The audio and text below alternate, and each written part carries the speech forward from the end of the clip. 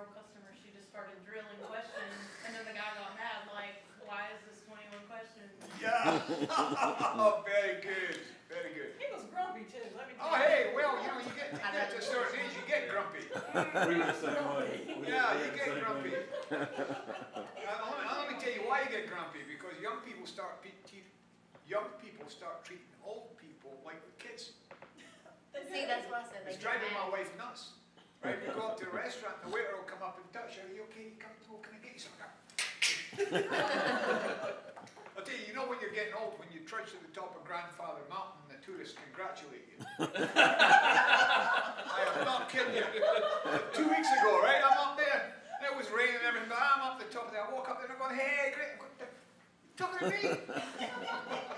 So don't condescend to the old folks. All right, very good. Now, before we take a break, I made a statement that you may remember where I said that my belief, because I don't know it's a fact because I haven't done enough research, but my belief is that salespeople, and I think I'm starting to believe this in you guys as well, is that we generate 80% of the objections we have to handle. And I'm going to present 3 reasons that I think, and I don't know this because I haven't been into your stores to see it, but just based on my experience of the group, you're the 4th group now. So that's about 40-something people that have been through that. I'm getting a distinct impression that there are 3 things that are happening that might be causing customers to walk out without buying. And you would like to know what those 3 things are now, wouldn't you? Okay, well, one is none of you want to be, you don't see yourselves as manipulators. You don't want to behave, you don't want to be seen as a manipulator, but here's the challenge. Raise your hand if you like to be controlled. No hands. Raise your hand if you like to be in control of a conversation with a customer. Yes! So let's go through that again. Raise your hand if you like to be controlled. You see where I'm going with this? You might be over-controlling the call. And how we over-control calls is by using what types of questions? Closed questions. When you're in charge of the closed question, right? You're basically shaping where the information is going. And what you might be tending to do is use leading questions or closed questions to get to what? A phone and a plan. Right? You want to get, this is what you want. You consciously or not, you have been trained or you have learned over the years is to get that customer to phone and the plan. Now you wouldn't call that manipulation, but your customers might if they saw this. So that's one concern I have for you because you've been trained to get to the phone and the plan. That's what you got to get selling, the phone and the plan. So let's ask questions to get them there. And how you get them there is by process of elimination. So what phone do you have now? What do you like or not like? Oh, okay. And what's your plan and who are you with? Do that. Right? So even that is more open than most of what I'm hearing. So thought for the day number 1 is what type of questions are we using? Are we over controlling the call? Because it comes a point where everybody likes to buy, nobody likes to be sold. When a customer starts feeling they're being led to buy, you might hear them saying things like, well, you know, I need to go talk to somebody. Right? I need to pray on this overnight. Okay? I guess in Texas we hear that too. We are God-fearing people.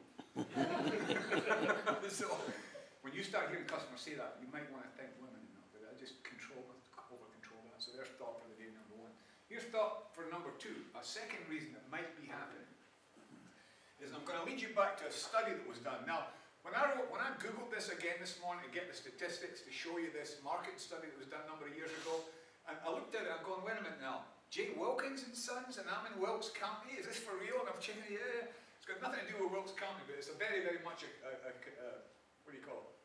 Coincidence. J. Wilkins and Sons is actually a British jam company. And if you Google jam marketing study, you'll get a whole page of stuff on this. It's very famous in marketing circles, this particular study that was done on jams. And then since the study, the results of the study, they've done it on every product under the sun since, and the same result comes out, or similar results, the same message. So has anybody seen this before? All right, so here's what they did. British company, they ran this in a grocery store, big supermarket store, out in California or Oregon or somewhere. It doesn't really matter where, because I don't think it matters. They've done enough studies since that I can represent this is what marketing tells us.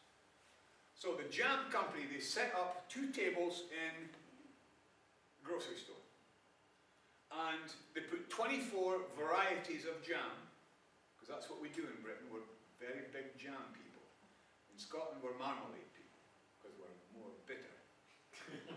24 jams on one table and 6 different kinds of jam on another table.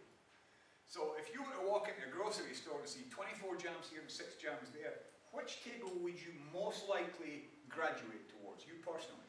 24. The 24? Six. The 6?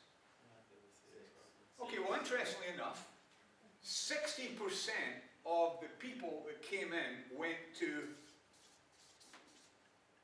the 24, and 40% were attracted to the 6 jams. Now, this doesn't mean a lot yet, because now when they measured, when the jams came through the point of sale cash register, and they swiped them, and they ran the numbers, they were able to identify this. The table where 40% of the people went, 30% of those people bought jam. 30% bought jam. What do you think the statistic over here was? Much lower. 10% maybe. Worse. Worse. Worse. 3%. Wow. And they drew a conclusion from this, and then they've been doing, and this happened in 1995, by the way, and 20 years later they've done study after study after study, and it comes up with a similar result. What is the message from this? You give too many options. Too many options, choices don't happen. This is one of the reasons why Costco is so successful. Give up after a while. Limited choice.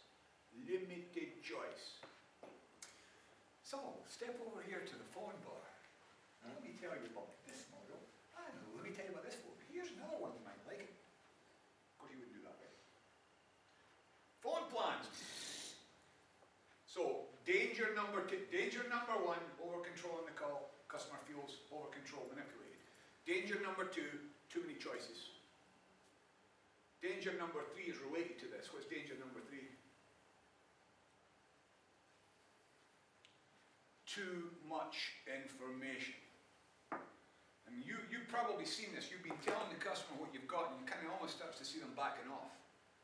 Like, oh, wait a minute, what? Oh no, there's way too many gigabytes here for me. And I don't know about that data connectivity. I don't think I want to get involved in that. We talk jargon, right? We give too much information because when in doubt, what do? When in doubt, we pitch. Where's our comfort zone when we're uncomfortable? Our product knowledge. So we barf up all this information, we give them too many choices, and then the customer says, I think I need to go think about this, I need to talk to my brother-in-law. I've got an engineer in the family that can maybe help me understand what the hell you're talking about. so now that I've ruined your day, let's take a 10-minute break, and then if you have any thoughts about over-control, too many choices, too much information, you can feed it back, and then I'll really ruin your day by talking about outbound calling. All right, you're out of here. 10-minute break.